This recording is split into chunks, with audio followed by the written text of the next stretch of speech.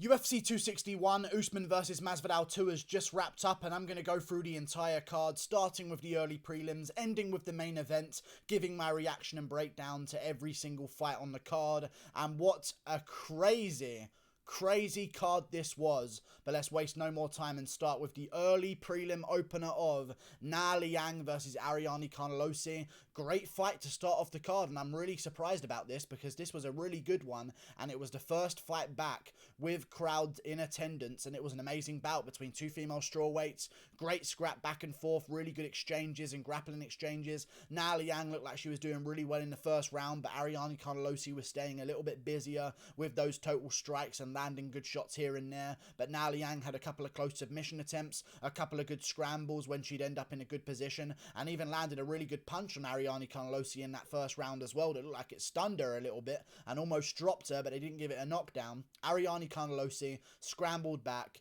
and just really outgritted and outworked Qileng as the fight went on, and Qileng was the girl that took this bout on short notice, so that was sort of to be expected as this fight went on. I did not expect to finish in round 2, and Qileng just couldn't take the punishment anymore, kind of gave the ref the signal with her face that she didn't really want to be in there anymore, and the ref took the signal, and Connelly gets a second round TKO.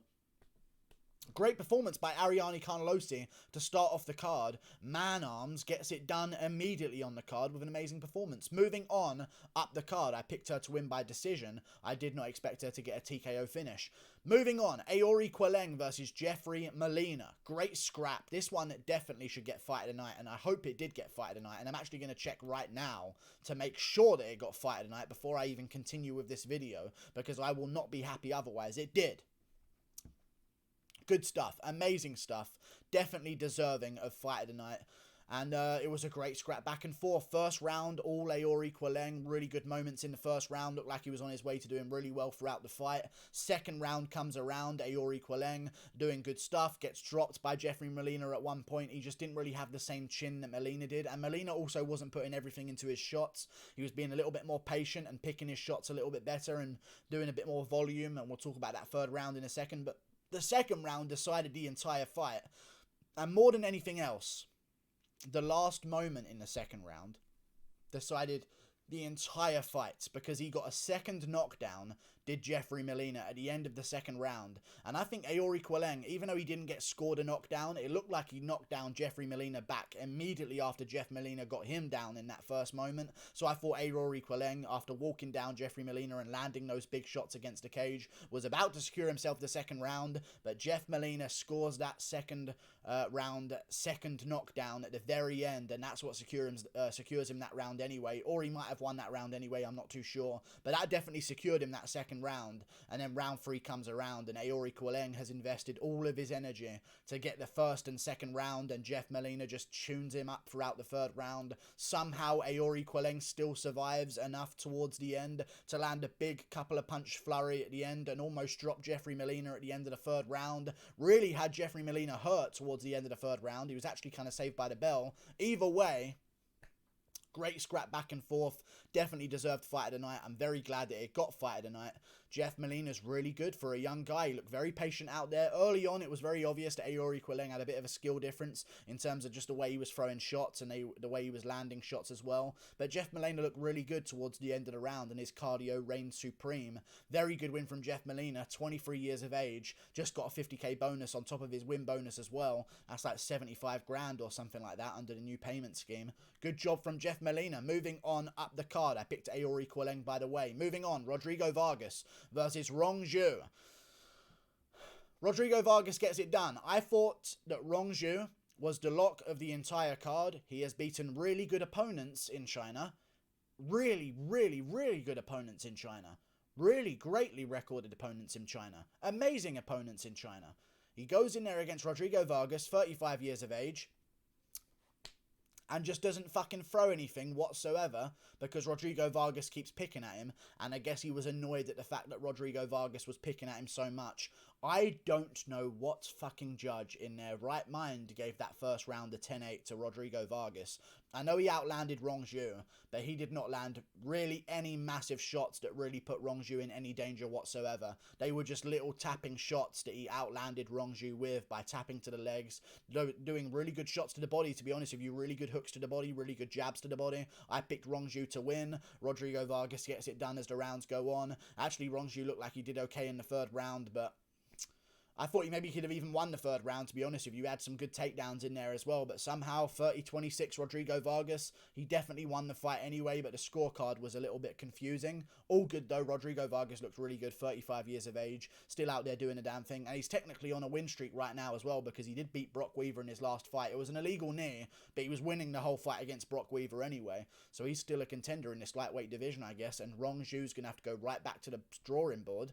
And try and come back as Rong 2 or something like that. 2.0. I don't know what he's going to have to do, but he's got to make quick changes and actually throw some shots because he stood there and watched Rodrigo Vargas outland him for the first 2 rounds. All good though. Moving on up the card. Danaa Batgerel versus Natividad. The last stand of Asia. The Mongolian murderer, Danaa Batgerel. Actually, there was another fight in there for China and some of Asia in the co-main event, but we'll get to that in a second. Danaa Batgerel versus Natividad took place on the headliner of the early prelims, and Danaa Batgerel does what Danaa Batgerel does. I called a first round KO here for Danaa Batgerel. I thought he set it up with the uppercut, and he set it up with a nice little... I just reimagined the shot in my brain. I just reimagined the left hook in my brain. I can see it right now. The left hook that Danaa Batgerel landed on Natividad, I know this might be a little bit far-fetched. I'm calling the best looking left hook ever. The way he put out Guido Canetti as well with that nice little hook in. It wasn't even a full hook. He just sort of dipped in the shot straight on Guido Canetti's chin. And now he's done this to Natividad, who is a 9-2 guy. Even though he's not the best guy in the world and has a bit of a padded record, he is still a 9-2 guy that was landing some good shots early in this fight. But Danaa Batgerel has got ridiculous power in those hands. And he really put out Natividad in that first round brutally. And again, that left hook was just the nicest looking left hook I may have ever seen. Like, that was beautiful stuff. The way he tucked it in, perfect technique, straight on the chin. Down goes Natividad. Good job, Danaa Batgerel. First round KO, like I said. Moving on up the card. Pat Sabatini versus Tristan Connolly. I called a first round submission for Pat Sabatini. I thought I was going to have it for a second, but he ended up going out there and just controlling Tristan Connolly for the better part of 3 rounds. Really good performance by Pat Sabatini. I would have liked him to put a little bit more pressure on as the fight went on to try and get that finish, because it was a little bit of a weird fight to have after the amazing set of early prelims that we did have, for him to go out there and just sort of win a close grappling match with Tristan Connolly. But it was a good scrap. Tristan Connolly, very tough, stays in there through bad situations. But Pat Sabatini, man, he had good hands. He actually looked like he rocked what's his name, Tristan Connolly, in the first round. I know he went for a takedown afterwards and Connolly kind of grabbed onto him, but it looked like he dropped him for a second, but Connolly kind of fell into him as he went to the ground, so it wasn't technically a knockdown, but he tagged Connolly straight on that chin in the first round. And it was a very close fight early on, but Sabatini just won it in the grappling exchanges. Both guys looked alright, I guess, but Connolly just wasn't that good in certain situations. Actually won himself the third round of this bout, I guess, but I don't even know if he did, because it was very close and Connolly kind of won on significant strikes in the third round. But Sabatini was still doing really good. Great control time. All of his takedowns, what did he get? 1 of 5, but he also ended up on top out of nowhere, so it wasn't even based on him getting takedowns. It was like Connolly would go for a takedown on him and he would reverse the position and end up on top at some point as well. Got himself a knockdown scored for that fight, which is interesting. 10 minutes of control time kind of was the story of the fight. Just had the back for too long for Tristan Connolly to get scored those rounds. Good win by win by Pat Sabatini. The third round can go to Connolly. I don't even mind. But Pat Sabatini gets a good win. Moving on up the card on the prelims to Karl Roberson versus Brendan Allen. I picked Brendan Allen to win. I thought he was going to win in the grappling exchanges to a unanimous decision, and it was going to be very close. He just looked really, really good against Karl Roberson, and Karl Roberson there was a moment in his career before that Marvin Vettori era of fight where he got completely dominated there, where it kind of looked like he might be the guy to do some stuff in that middleweight division, because he went out there against Ryan Spann, who's a light heavyweight, and just put him out in the first round on the Contender Series. Had a really good performance against Roman Kopylov as well, and then edged out Wellington Turman. And everyone was talking about Karl Roberson being this next big thing, but now Brendan Allen just went out there and completely dominated Karl Roberson. And it wasn't like Roberson was just winning and then got caught.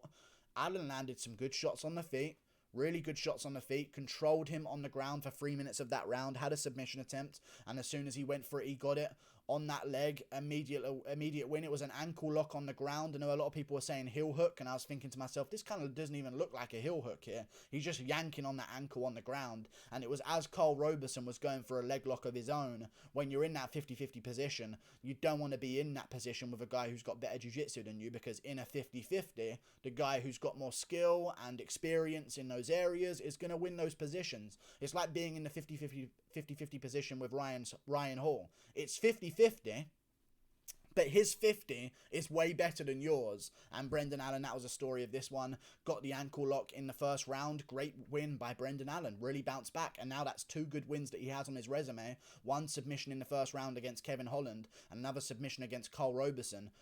That Strickland fight where he didn't shoot a single takedown, maybe he needs to reconsider some things and shoot some takedowns from now on, because his grappling game is going to carry him right up the top of this division. Beat Kyle Dalkaus as well, which is a really underrated win. Brendan Allen, really impressive, really good win for a young up-and-coming middleweight prospect. I believe he's 25 or something like that, just made like 56k. Great win for Brendan Allen. Moving on up the card, I picked him as well. Dwight Grant versus Stefan Sekulic. Picked Dwight Grant. Now, let me talk to you absolute robots, okay? People are going to be tuning into this, asking me to break down the robbery of Dwight Grant versus Stefan Sekulic. I swear to fucking God, this is not a robbery. I clearly, and I mean clearly, watched Dwight Grant completely outland Stefan Sekulic for the first 2 rounds in significant strikes, and the stats agree with me, and he even outlanded Stefan Sekulic in the 3rd round on significant strikes as well, and he just threw way more. And when you're watching these slow-paced fights, where not a lot is going on in the fights whatsoever, and you're watching these fights, fair enough he didn't win the 3rd round because there was a guillotine attempt, and there was a good takedown as well in the 3rd round that Stefan Sekulic got. In the first 2 rounds, I watched Dwight Grant, in the first round, double Stefan Sekulic on significant strikes at range, 14-7. The takedown does not secure Sekulic to win in that round. He landed about 4 strikes at range for 4.5 minutes of that round. I don't care what happened at the end. He got completely outstruck before the ending. Then in round 2, 18-12, Dwight Grant outlands Sekulic again, and outlands him on total strikes whenever they're clinching in grappling exchanges. I don't know why in this fight only. Also, Dwight Grant had his own takedown, by the way, in one of those rounds, and landed good ground and pound shots now and again in the 2nd round, which I think secured him that 2nd round as well, as outlanding Stefan Sekulic massively, and outthrowing him as well, because Sekulic literally did fuck all and everyone thinks he won. I don't understand. I don't get how you think he won the first 2 rounds. There's 0 chance. And people are talking about commentary to me. I'm going to go back and watch the commentary. It's the only explanation I have as to how these fucking dumb people keep thinking that people get robbed when it's clearly a win for Dwight Grant in the first 2 rounds. And I'll tell you this as well. Dwight Grant has been a victim of this his entire career. Fair enough, he lost to Daniel Rodriguez, but I saw Alan Jouban talking about been there. Alan Jouban, shut your stupid... your fucking symmetrical mouth, you stupid cunt. Shut your mouth. You got outlanded 10-5 in round 1 against Dwight Grant with 0 grappling, doubled in round 1 on significant strikes, 13-9 in round 3 against Dwight Grant in your 2nd round against him with 0 grappling, and you got outlanded in round 3 15-10 on significant strikes against Dwight Grant. Just because he's moving backwards doesn't change the fact that he's completely outstriking you. Shut the fuck up picking on Dwight Grant because he's ugly. I'm sick of it. He won both of those fights. Alan Jouban's trying to jump on the bandwagon. That was not a fucking robbery. The commentators need to stop actively scoring rounds purely based on takedowns, because I'm sure we all just agreed that takedowns mean absolutely nothing, but now they mean everything and start securing close rounds even when a guy doubles a man on significant strikes. Shut up. Dwight Grant won that fight. Good performance. Looks shit, though. Like and subscribe. Wait, there's a whole fucking card to break down. Moving on, up the card. Alex Oliveira versus Randy Brown, the headliner of the prelims. And Randy Brown showed up big, the rude boy himself. And he was very rude because he actually shit-talked Alex Oliveira after the fight. And I jumped out of my seat nearly and screamed that I would fuck up Randy Brown, which I wouldn't do, by the way. But it just came out of my mouth because I don't like seeing people disrespect Alex Oliveira. He's a legend of the sport. I love him. I was annoyed that Randy Brown shit-talked him. Really fucking annoyed, to be honest with you. But Randy Brown looked really good. A couple of good shots early by Alex Oliveira here and there. A couple of great leg kicks early from Alex Oliveira. I thought it was going to be a whole Vicente Luque fight all over again. And it's very obvious that that's what people are going to be targeting on Randy Brown. But Randy Brown landed his own good leg kicks. But Oliveira was landing good kicks to the body, good kicks to the leg, and Randy Brown actually got knocked off balance from one of the leg kicks at one point, and also was limping at one point from the calf kicks that Alex Oliveira was throwing. It looked like it was going to be a bad night for Randy Brown. Gets the takedown, gets the position. It wasn't even a takedown. It was after he knocked him down that he got good position against the cage on Alex Oliveira. Lands that big right hand. It was a beautiful right hand down the pipe. We'll talk about the main event in a second, but this right hand down the pipe was beautiful, straight on the button, followed through completely, landed a brutal blow. Down goes Alex Oliveira, really badly hurt. Then the submission comes. It was not a one. They're calling it a one-armed rear naked choke. It was not a one-armed rear naked choke. It just wasn't. You know what happened? Oliveira knew it was under the chin. There was nothing he could do about it being under the chin. So as soon as he lost grip on that hand, he knew it was over.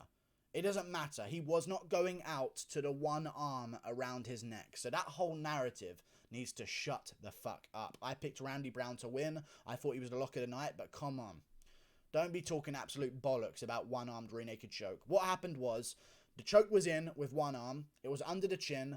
Oliveira can't do anything about that being under the chin. It's under his chin, and it's a tight squeeze, but it's not putting him out cold. Then Oliveira realizes he's losing grip of the other hand. That hand's just going to go straight on that arm or that hand and connect the choke and finish it. So he just tapped while he needed to, like Arlovski did against Aspinall. It wasn't a one-armed rear naked choke. It just doesn't happen. You know what I'm saying? You don't have that squeeze, especially against a guy who's trained to survive those chokes. He just knew that once that hand was free for Randy Brown, the fight was over anyway because he couldn't escape the position and decided to tap a little bit early. Like and subscribe. What am I liking and subscribing for? Moving on up the card. Great win by Randy Brown though. Good submission at the end of the first round. Really good win. Moving on to the main card. Anthony Smith versus Jimmy Crute. I'm telling you right now, this was a stupid stoppage in my opinion, okay?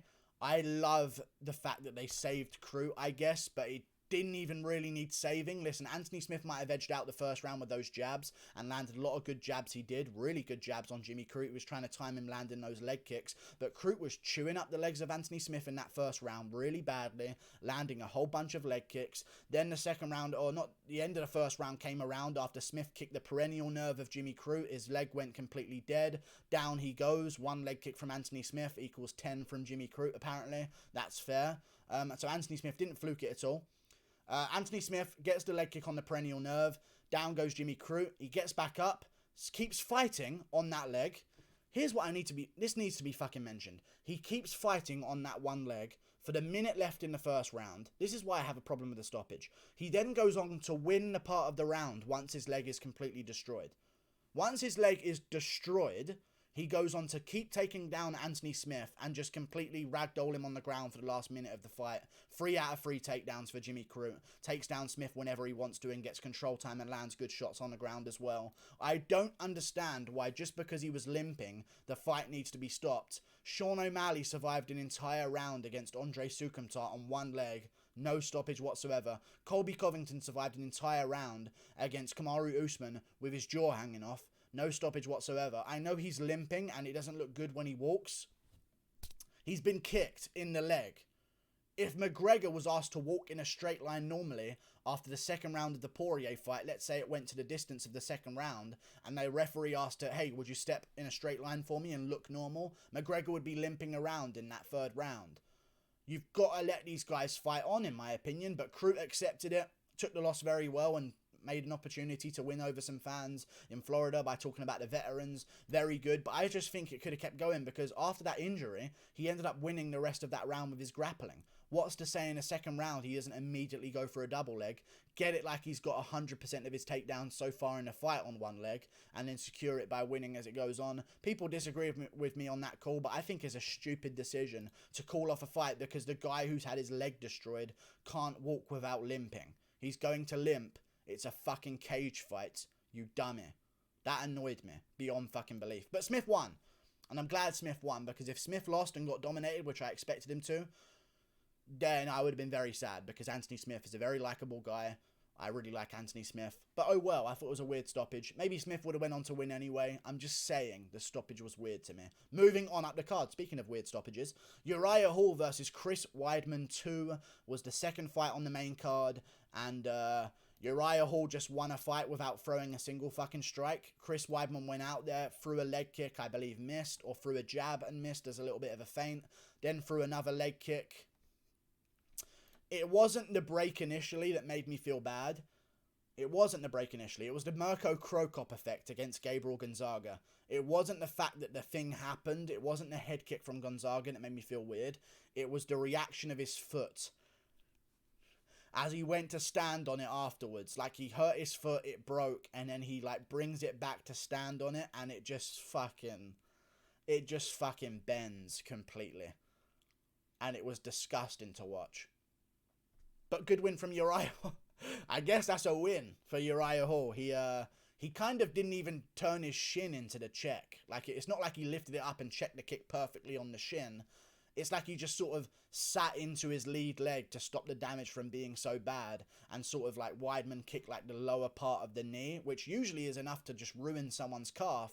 In this case, it's enough to completely snap Weidman's leg in half, and that's what happened. I picked Weidman, and Uriah Hall, the most epic win ever by not throwing a single shot, somehow wins. Good stuff from Uriah Hall. I guess do him versus the winner of Hermansson versus Shabazian next. Moving on up the card, Valentina Shevchenko versus Jessica Andrade. Why don't I bet on these fights? I literally called a second round TKO for Valentina Shevchenko. She went out there and got a second round TKO against Jessica Andrade. Amazing performance by Valentina Shevchenko. Absolute dominance. Andrade was doing okay early with some body shots and was keeping busy with the total strikes in certain exchanges in the first round, but Shevchenko just landed too many significance, too many total strikes, and just wore down Jessica Andrade as this fight went on, and eventually the takedowns were just too much for Andrade. I did not see her going out there looking to grapple with Jessica Andrade, but that's just what Shevchenko does. She's basically the Usman of the women's divisions. She just takes you on wherever you think you're good, and she will beat you in that area. We'll talk about Usman in a second, and she looked really good. She looked phenomenal. Really good. Really great performance by Valentina Shevchenko. Basically flawless, I would argue, and she got a second round TKO, which makes me look like a brainy fellow indeed. But great first round, landed good combinations on Jessica Andrade, and it was just a size difference, man. Andrade was too small. Maya is like a big girl. She looks like a bantamweight, and she looked way bigger than Valentina Shevchenko. There's just no way Andrade was going to be able to outmuscle her. And Andrade had those moments that she had against Rose Namajunas, where she looked like she was going to go for a big slam, but she just didn't have the strength to do it. And she also looked like she had some moments where maybe she could win a grappling exchange with Shevchenko, and she was going for a certain trip, but Shevchenko would just be too strong to get down. It was just a bit of a size difference issue, a little bit too small, a little bit too weak. Shevchenko just manhandled her in the clinch, or woman-handled her in the clinch, and the sweeps, and the takedowns, and just dominated start to finish. Round 1, close on significance, but Shevchenko kept ragdolling her, so she wins that round dominantly 10-9, and then round 2, crucifix position, Andrade can't escape, rains down shots. Women's MMA, the stoppages are a little bit different, so they happen. Stoppage happens, round 2, TKO, I called it. Thank you for watching. There's there's more. Moving on, up the card. Good win from Valentina Shevchenko. I would have said do her versus Weili Zhang, but we'll talk about that. Weili Zhang versus Rose Namajunas. Are we going to have to do Rose Namajunas versus Valentina Shevchenko? Because I guess there's the winner of Lauren Murphy versus her opponent, which I don't even know who it is off the top of my head right now, but I know that Lauren Murphy is a contender in the division, and I guess she is quite lesbian as well, so there might be a chance that she can go out there and do quite well. But Lauren Murphy isn't even recommended to me when I type in Lauren MU. I need to put an R in there to make it say Lauren Murphy. Like, what are we going to do? How is she going to go out there and beat Valentina Shevchenko? I don't understand. Her nickname is Lucky. Maybe there's a fluke chance that she goes out there and wins. She has a matchup with Joanne Calderwood. If she wins that one, I'm assuming she's going to scream for a title shot, and Shevchenko's going to murder her.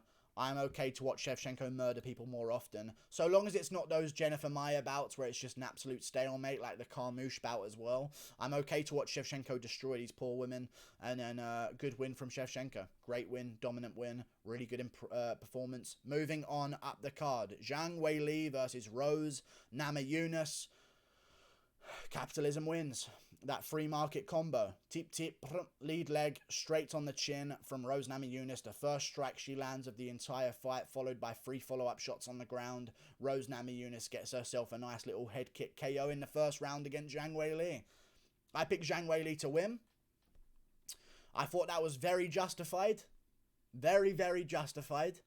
I thought she was doing really well as well. She was landing 12 strikes to none on Rose Namajunas in that first round. I think Rose might have barely landed a jab at one point, but Zhang Weili was just tuning her up. Landing good inside leg kicks, landing good kicks to the body, landing some good shots upstairs as well. Mainly inside leg kicks and outside leg kicks from Weili Zhang. Looking really fast, and I think she just got a little bit too confident.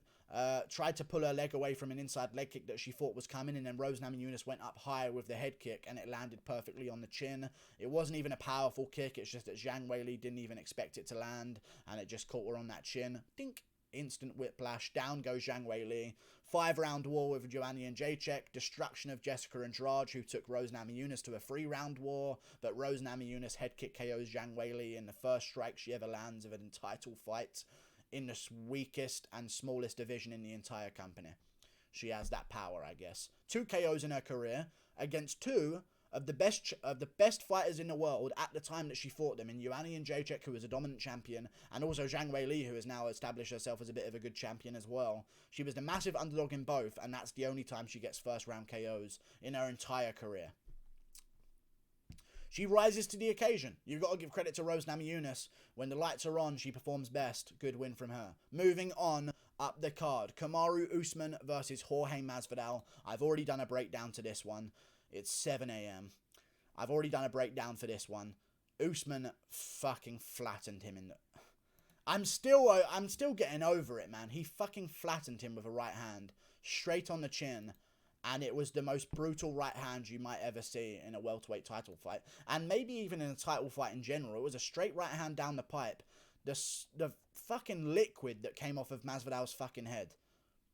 The most ridiculous shit you'll see.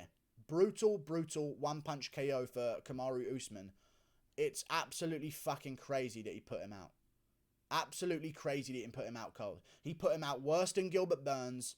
Covington somehow survived until the 5th, but I think it's just a different Usman. I genuinely think it's a different Usman, in all honesty. I really do, because it's just absolutely crazy that he's doing this now at this point in his career. Crazy power in his hands. Really good technique to land it. He's always had this power, I feel like. It was actually some moments in the first round. I watched it again before I made this full card recap to try and give a bit of a different opinion in the time that I did a initial reaction immediately after the fight was over on my channel. Go check it out. I've done one for this and Zhang Weili versus Rose Namajunas. Usman actually was winging retarded shots in round 1. Like, looping shots over the top that was so dumb. I think he was tricking Masvidal to disrespect his stand-up. I genuinely think that might be a 5-head moment for Kamaru Usman. Get really good IQ for Kamaru Usman. If that was a plan to try and get Masvidal to laugh at his stand-up, which Masvidal was doing, actively laughing at Usman's stand-up because Usman was winging. I mean, like he was playing fucking cricket. He was bowling for cricket out there, right over the top of his head. Weirdest shots I've ever seen in my entire life.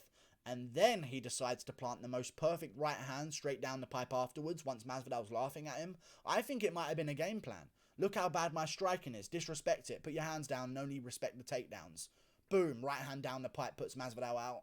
Maybe it was a great game plan. I don't know. Like and subscribe. Thank you for watching. Click that button up there. Good win by Usman. I don't know what's next for him. I guess it's Colby Covington. But, like, I don't think Covington wins. Usman's way improved. I think if Covington fights Usman again, he might steal a round. I don't think he does. I'm going to call a 3rd round TKO to Kamaru Usman. What do you do now? Like and subscribe. Thank you for watching. Click that button up there. Usman wins. I called Usman to win. I finally got a pay-per-view headliner correct.